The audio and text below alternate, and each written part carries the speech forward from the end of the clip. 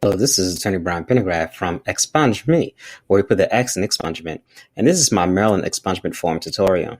That's my picture that you see on the screen. I'm an expungement attorney, and I help people expunge their criminal and traffic records in Maryland and the District of Columbia. Before we get started, I have a few caveats. First, I created this video for informational purposes only. This is not legal advice. And secondly, attorneys are very useful. We can help you complete your form properly and determine your eligibility for expungement. I would encourage you to use an attorney if you can afford it. If you would like a free assessment to have your record expunged, do not hesitate to contact me. You can visit my website, expunging.me, or you can check the links in the description to see how to reach out to me. And lastly, this video was created on April 11, 2020. So it's possible that the forms may have been changed by the time you watch it. Now let's get started. For this video, I'll be expunging my own traffic record. So I got charged for driving without insurance, but I showed up to court with my proof of insurance and the charges were dropped. Nevertheless, it's still in my record and I want it removed. So the first thing I need to do is I need to get the information about my charge in order so I can accurately complete my forms. The good or perhaps bad thing about Maryland records is that, depending on how you look at it, is that you can easily access this information online. So I'm going to go to the Maryland Judiciary Case Search website in order to look up my charge. So what I did was I Googled Maryland Judiciary Case Search, and the first link that comes up is the Maryland Judiciary Case Search website, and then I'm going to click on that. So after agreeing to the terms and conditions, you are able to do a search.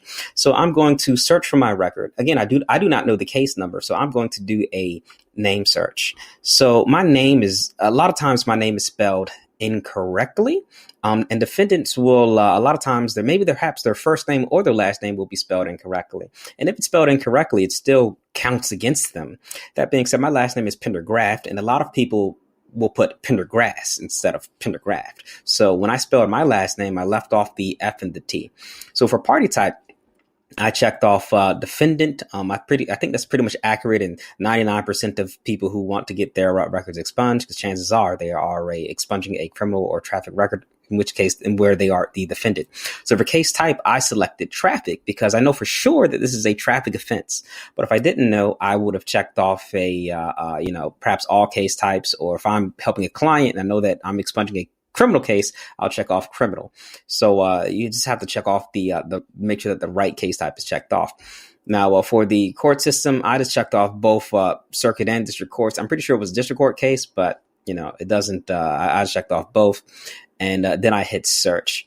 Now, again, if you scroll a little bit further down, you'll see that you can search by case number as well, which is great for people that know their case numbers. Again, I didn't know mine, but even if you do a case number search, sometimes your case may not show up. So again, you may end up having to search by case name anyway, even if you do have the case number. So after hitting search, not only was my case found, but my name was actually spelled correctly. So now I'm going to click on the case number in order to see the results of my case. Notice where all the white arrows are pointing. This is the information that I will need in order to successfully complete my form. In the header section, notice how I took note of the case number, the violation date, and the police agency name. And in the charge information section, I'm going to write down exactly what I was charged with. And in I'm going to write down the related case number as well. So I need to take note of the disposition of my case and the disposition date. All right, so I have the information, and now I'm ready to complete my expungement petition. Now it's time for the main event, where I'll be using the information that I just gathered in order to successfully complete my expungement petition. Now, this is what the standard expungement petition form looks like. However, for defendants that have received a guilty disposition, that is not the form that you need to use. So I'm going to show you what the guilty disposition form looks like on the next slide. Here is what the guilty disposition form looks like. For the purposes of my tutorial, I'll be using the other form because the disposition of my case was nolle prosequi.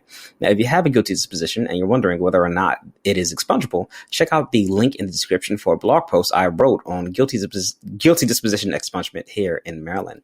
And if you'd like to see a tutorial on this form, let me know in the comments. Now back to the other form. All right, so we're back. So the first thing we need to do in order to complete my expungement form successfully is that I need to complete the header. So first I need to select whether or not this matter was in circuit or district court.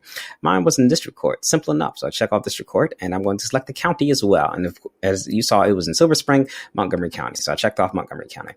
And then I'm going to write in the courthouse address. And then next is for me to put in the case number, and that is where I put in the citation number. Now, if you noticed on my results, there was actually a lot of leading zeros before in my number, in my case number. There was a lot of zeros. I just left one of the zeros, and then I put in the rest of the case number.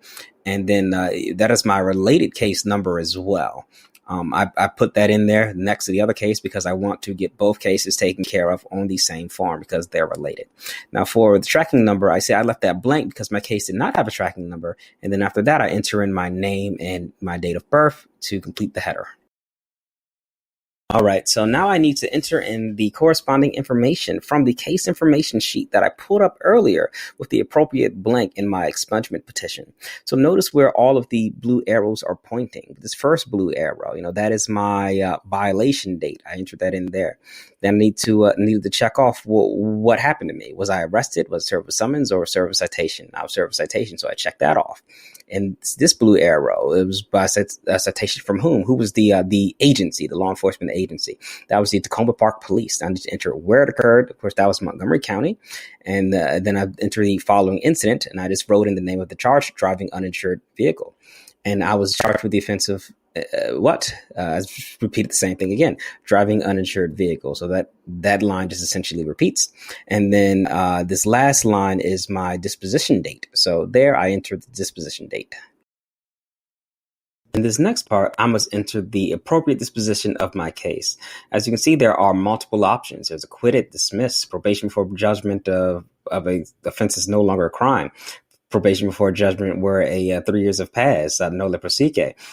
In my case, it is nolle prosequi or not prosecuted. So that is what I checked off. But notice how if your charge is nolle prosequi and it has vested in less than 3 years, then you are required to file an additional form called a general waiver and release. And in my case, I do not have to complete a general waiver and release form because it's been more than 3 years since my case was no pros. But nevertheless, I'll take a quick segue before coming back to this form to show you guys what that general waiver and release form looks like. All right, so this is what the general waiver and release form looks like. Remember, this is only required if the case was, again, nolle prosequi or no prost, and it's been less than 3 years, and must be filed at the same time that an expungement petition is filed. All right, so this is the last part of the expungement form where I simply need to enter in my name and my contact information. And so that is exactly what I did. But you'll notice that I left the fax part blank because I do not currently have a working fax number right now. And that's not really a big deal. So what I'm going to do is I'm going to print this out. I'm going to print this out and then I'm going to sign it. And then I'm going to make 4 copies of what of the original. So I'm going to have one original and I'm going to have 4 copies. And then I'm going to go ahead and take it to court and file it. And then I'm done. Thanks for watching. If you found this video informative, please like and subscribe so I can make more content like this. Also, if you would like a free assessment to determine your eligibility for expungement and a no obligation quote for attorney assistance, do not hesitate to reach out to me. Again, my website is expunged.me, and you can also visit my links in the description. Thanks for watching.